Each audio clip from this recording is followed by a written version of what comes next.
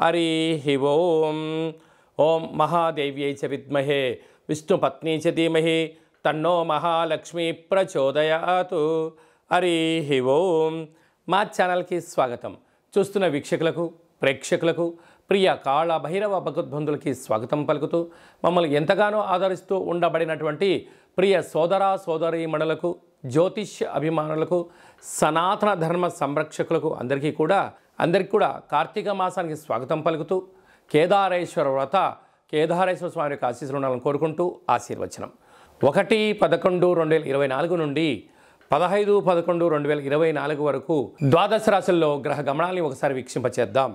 వృషభ రాశిలో గురు సంచార స్థితి, కర్కాటక రాశిలో కుజ సంచార స్థితి, కన్యరాశిలో కేతు సంచార స్థితి, తులారాశిలో రవి బుధ సంచార స్థితి, బుధాదిత్య రాజయోగము, వృశ్చిక రాశిలో బుధ శుక్ర సంచార స్థితి, కుంభరాశిలో శని భగవానుడు స్వక్షేత్ర సంచార స్థితి, మీనరాశిలో రాహు సంచార స్థితితో ద్వాదశ రాశుల్లో గ్రహ గమనాలు ఈ విధంగా ఉన్నాయి. మీనరాశి వారు ఒకవైపు ఏలనాటి శని ప్రారంధ సంచార స్థితిలో ఉండడం, అనేక రకాలుగా సతమవుతున్న వారందరూ కూడా ఈ చిన్న విధి విధానం పాటించడం వలన అద్భుతమైన ధనం మీనరాశి వారు సొంతమవుతుందని చెప్పి గమనించాలి. మీనరాశిలో ఏ నక్షత్రాలు వస్తాయిగా, పూర్వాభాద్ర నక్షత్రంలోని చివరి పాదం 4వ పాదం, ఉత్తరాభాద్ర నక్షత్రంలోని 4 పాదాలు, రేవతి నక్షత్రం 4 పాదాలు కలిపితే మీనరాశి. అలాగనే చాలామందికి పుట్టినటువంటి కాల సమయంలో డేటా ఆఫ్ బర్త్లు సక్రమంగా లేనటువంటి కారణం వలన పేరు యొక్క మొదటి అక్షరాన్ని అనుసరిస్తూ రాశిని తెలుసుకునే ప్రయత్నం చేద్దాం.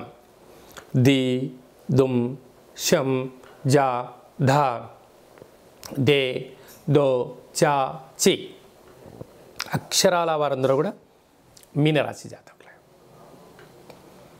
మీనరాశి యొక్క అధిపతి దేవగురు బృహస్పతి.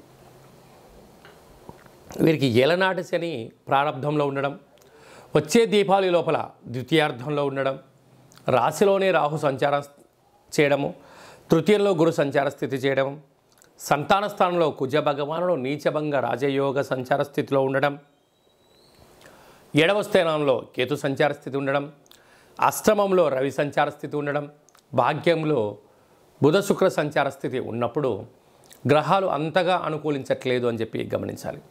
ఇంటి గుమ్మం దగ్గర ఒక ఎర్రటి గుమ్మడికాయను ఛేదింపచేయడం, నిమ్మకాయను కొబ్బరికాయ కొట్టి కూష్మాండ దీపాన్ని ఏర్పాటు చేసుకోవడం, పూజా మందిరంలో విశేషంగా మీ యొక్క జన్మ నక్షత్రం యొక్క ఛాయాచిత్రాన్ని ఉంచుకోవడం, అలాగనే మీరు ఆ యొక్క జన్మ నక్షత్ర మంత్రాన్ని యంత్రాన్ని ఉంచి లక్ష్మీదేవి స్వాగతం కొరకు లక్ష్మీ గవలను, గోమతి చక్రాలను ఏర్పాటు చేసుకొని పంచామృతములతో అభిషేకం చేసుకొని ఈ యొక్క సంవత్సరం రాజు కుజుడు అవ్వడం వలన ఆ ఎర్రటి బట్టలో మూట కట్టుకొని సింహద్వారం పైన కానీ లేకుంటే బీరువాలో కానీ ఉంచుకున్నట్లయితే శని దోషం తొలగి గ్రహయోగం కలిగి మీరు అనుకుంటున్న వృత్తులలో, ఉద్యోగాల్లో, వ్యాపారాల్లో అన్నింటా మీనరాశి వారు సొంతం అవుతుందని చెప్పి గమనించాలి.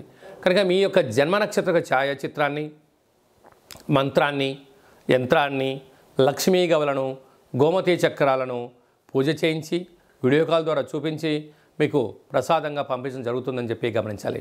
కనుక మీనరాశి వారికి అద్భుతమైన రాజయోగానికి స్వాగతం పలుకుతాం, అష్ట కష్టాలకు స్వస్తి పలుకుతామని చెప్పి గమనించాలి.